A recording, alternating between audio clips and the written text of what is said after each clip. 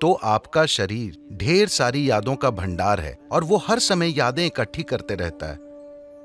अगर आप यहां से यहां तक चलें तो 50 अलग अलग तरह की हल्की महकें होंगी। हो सकता है कि आप उस पर ध्यान न दें, मगर शरीर उसे इकट्ठा भी करता है और पहचानता भी है। वो लगातार पहचानता रहता है, इसलिए आप जानते हैं कि सुगंध क्या है, दुर्गंध क्या है, ये इसकी गंध है। आप आवाज, गंध वगैरह के अलग अलग पहलुओं को पहचानते हैं, क्योंकि ये प्रक्रिया लगातार चलती रहती है। तो इस शारीरिक याददाश्त को इस संस्कृति में पारंपरिक तौर पर हम ऋणानुबंध कहते हैं। वो शारीरिक याददाश्त जो आप बनाते हैं। आप जागरूकता के साथ अपनी शारीरिक याददाश्त बना सकते हैं, या बस ढेर सारी याददाश्त अंदर लेकर ढेर सारी शारीरिक उलझन से गुजर सकते हैं। तो जहां कहीं भी प्रभाव होता है, मुझे पता नहीं कि आपकी पीढ़ी में लोग अब भी ये चीजें जानते हैं या नहीं, मगर अब भी बैंगलोर में ऐसे लोग मिलेंगे जिन्हें अगर आप नमक देने की कोशिश करेंगे तो वे उसे नहीं लेंगे। वो कहेंगे वहां रख दीजिए।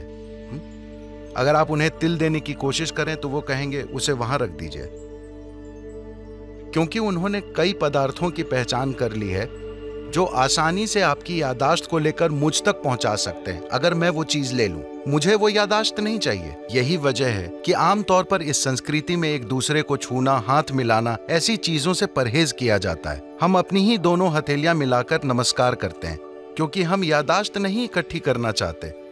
क्योंकि अगर मैं इसे बस छूता हूं तो ये इसे भी याद रखता है।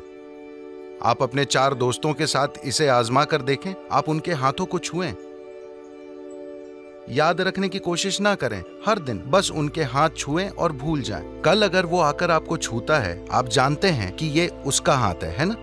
तो शरीर याद रखता है, ये दिमाग में नहीं है। शरीर की याददाश्त होती है, इसे ऋणानुबंध कहते हैं। जब यौन संबंध बनते हैं या ऐसी कोई अंतरंगता होती है जिसमें विचार, भावनाएं और शरीर शामिल हों, तो आपके शरीर में जो याददाश्त रह जाती है वो बहुत बड़ी मात्रा में होती है।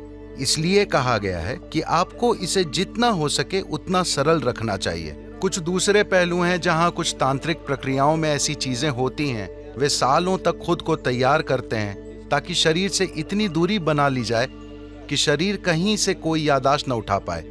इसे एक साधना की तरह किया जाता है, बेलगाम संभोग की तरह नहीं।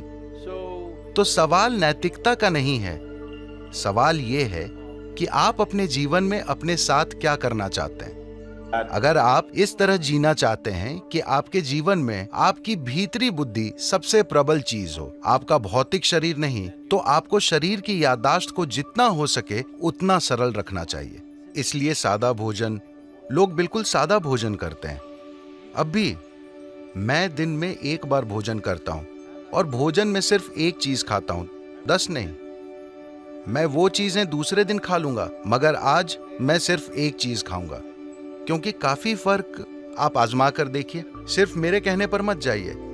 खासकर जब आपकी परीक्षा का समय आता है, सादा भोजन कीजिए और देखिए कि उससे कितना फर्क पड़ता है। आपकी बुद्धि कैसे काम करती है, आप कितना सतर्क रहते हैं, सब कुछ।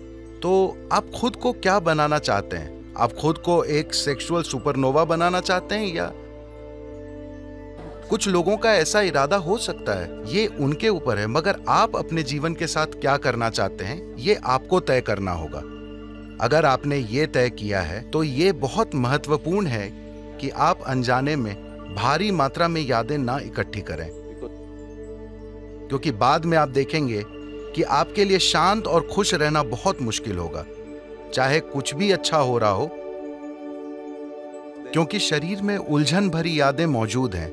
जब इसी प्रकृति का कुछ और आता है तो शरीर में उलझन भरी उथल पुथल होने लगती है। शायद आपके दिमाग में यह ना आए, यह सिर्फ शारीरिक रूप से होता रहेगा। तो ये चुनाव आपको करना है। ये नैतिकता का सवाल नहीं है, ये सवाल है समझदारी से जीने का।